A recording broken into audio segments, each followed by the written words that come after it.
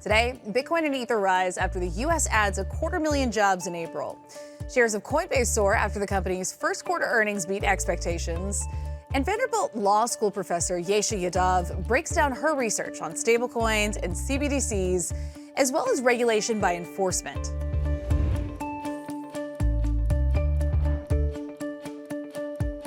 Welcome to CNBC's Crypto World. I'm Mackenzie Sigalos. Crypto prices on the rise this morning after new data showed payrolls grew by 253,000 in April, much higher than Wall Street expected. The unemployment rate was 3.4%, tied for the lowest since 1969. Now that's good news for the economy and for investors worried about a recession. By noon Eastern, Bitcoin rose to the $29,000 level, Ether jumped to $1,900, and Solana rose to $22. Over the past week, Bitcoin was pretty much flat, while Ether gained nearly 3.5%. At the same time, over on Wall Street, the S&P dropped about 1%. Okay, let's talk about the top stories. First up, Coinbase dropped its first quarter earnings report yesterday, revealing a smaller than expected loss as the crypto exchange cut costs and diversified revenue streams. The crypto exchange reported $736 million in revenue last quarter, up from $605 million at the end of 2022. Coinbase also reported a loss of $79 million, way down from that $500 million loss that it took in Q4. As of noon Eastern, shares of Coinbase jumped 15%, but despite the rally, analysts are still worried about the uphill regulatory battle that Coinbase faces as it heads to court with the SEC. Last up, a new report finds that Israel seized around 190 Binance crypto accounts since 2021, including 2 the country said were linked to the Islamic State, plus dozens of others owned by Palestinian firms connected to Hamas. That's according to Reuters, which pointed to documents released by Israel's counter-terror authorities. Citing this document, the outlet reported that Israel's National Bureau for Counter-Terror Financing confiscated 2 Binance accounts and their contents in January to, quote, thwart the activity of the Islamic State and impair its ability to further its goals. In a blog post, Binance said the report, quote, deliberately leaves out critical facts and that the exchange has been working closely with counterterrorism authorities. The crypto exchange also pointed out that Binance has a compliance program that incorporates anti-money laundering and global sanctions principles, as well as tools to detect and address suspicious activity. All right, on to our main story. Vanderbilt law professor Yesha Yadav, who just a few months ago testified before the Senate Banking Committee on the crypto meltdown, recently released 2 research papers, one on stablecoins and CBDCs and the other on regulation by enforcement. Crypto World's Talia Kaplan spoke with the professor about what was revealed through her new research. A new 100-page paper you co-wrote titled Payments and the Evolution of Stablecoins and CBDCs in the Global Economy was just released last week. Now, that paper looks into how stablecoins and CBDCs, or central bank digital currencies, could help the U.S. achieve economic benefits that other countries already enjoy. It also looks into policy and how the digital currencies can be regulated effectively. Before we get into your findings, I want to start off by asking, how long did it take you to put together this report, and why did you feel this was something that was absolutely necessary? Great questions, Talia. This was a 100-page report. It's designed to be fairly broad-based, to look at payments, to explore stablecoins and CBDCs, as well as to survey policy. And as you know, Talia, this is a very fast-moving area, and so just keeping up with the latest developments was a lot of work. But this report was super fun to write because what it tries to do is address a very big need in our economy, which is to make sure that our payment system works to the maximum efficiency that we can get it to work. The payment system is really everything. It allows money to move fast. It allows money to move cheaply. It gets people into the economic perimeter. And so the payment system is really the lifeblood of any financial and economic system. And making it work as best as it possibly can is really a policy objective that lawmakers and industry folks really need to embrace. Now, the U.S. payment system, as much as it feels kind of very innovative, particularly after the pandemic, as we're kind of using our phones more and contactless payments and so forth, even though it feels like it's innovated a lot, and it has, it's still a system that in its underlying infrastructure can sometimes be quite slow, can sometimes be expensive to move money from one account to another. And very importantly, it's not a system today that includes everyone. The payments report was trying to explore whether stablecoins and CBDCs can potentially provide solutions to some of these issues that are really endemic within the US payment system today. Thank you for that comprehensive overview. And just going back to that first question, how long did it take you to put this all together? I think it probably took around 6 months. These are things that need sort of reflection, particularly when thinking about some of the questions that policymakers today need to address to make sure that innovation that is happening in the digital asset space can be useful, that there are in fact use cases that can be applied to move the needle in terms of making the financial system more inclusive and the payment system more inclusive and efficient, that, these use cases are backstopped by a system of regulation that is really thoughtful and that ensures that the technologies and the risks that they pose are properly dealt with. Expanding on that, the report is broken down into 3 sections. The first section focuses on the U.S. payment system.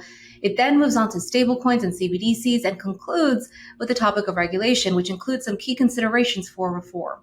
Can you take us through some of your findings? I know you noted some already, but what are some of the main takeaways, especially as it pertains to how stablecoins and CBDCs can address certain challenges? That's a terrific question, Talia, and I think it goes to the heart of what the larger regulatory project here is, which is trying to make our payment system be the world-class payment system that it can be. So you asked about the findings, Talia, and I think this is something that is very close to all of our hearts here, which is that the U.S. payment system has been innovating a lot, but there are some real places where it can be improved. First and foremost, this is a system that continues to have a large issue with inclusivity. There is an underbanking problem, there's an unbanking problem in the U.S. Communities, lower income communities, communities of color, single parent households, folks without a college degree.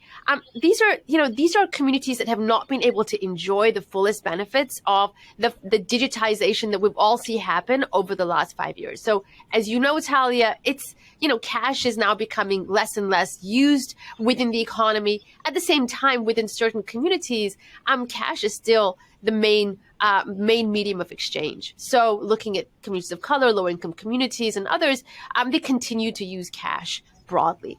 In addition, money takes a long time sometimes to move from one account to the other. So when we were thinking about money that you might get from your salary payment, for example, sending money to pay your bill, oftentimes using the ACH network can take at least 1 business day, if not longer. In addition, if you want to cash a check, that takes 1 or 2 business days to complete. That's a long time. And even if we're using technologies like the Cash App or Zelle or Venmo to send money directly to one another, to split the bill at dinner or to split the rent, to take money out of those apps and into our accounts, that can still take 1 or 2 business days, unless you want to pay money for it to go faster. And so these are all costs on the efficiency and usability of the system. Now, other countries, what this report highlights, are actually making and have made dramatic strides in making their payment system much more digital, much more inclusive, and much more user-friendly. And these include countries with large populations, including many that have had traditionally issues with financial exclusion. So you also worked on another research paper that came out last month on regulation by enforcement, which, as we all know, is not exactly popular with some crypto companies. In your research, you analyzed the incentives facing agencies when choosing this approach. You also lay out a framework for when agencies should regulate through enforcement action. So I'm curious to know what stood out to you when compiling this research on the topic of regulation by enforcement. Yeah, so my co-authors and I, Chris Bummer and David Zering, at Georgetown and Wharton respectively, what we wanted to do with this paper was essentially unpack this concept of regulation by enforcement. As you noted, Talia, it is a catchphrase that is being used across the industry as well as by policymakers to reference this tendency to use litigation as a way of creating norms within the industry rather than going through a rulemaking process. And what we wanted to do was kind of unpack it discuss its history, figure out essentially whether or not the claims that some folks have made, whether or not this is illegal, for example, whether those claims can even be substantiated. And what we found here was complex and nuanced. Regulation by enforcement is most certainly legal. This is supported by the case law, extensive case law that speaks to the fact that agencies do have enormous discretion in using enforcement as a way to forward their mandate to oversee and regulate the marketplace.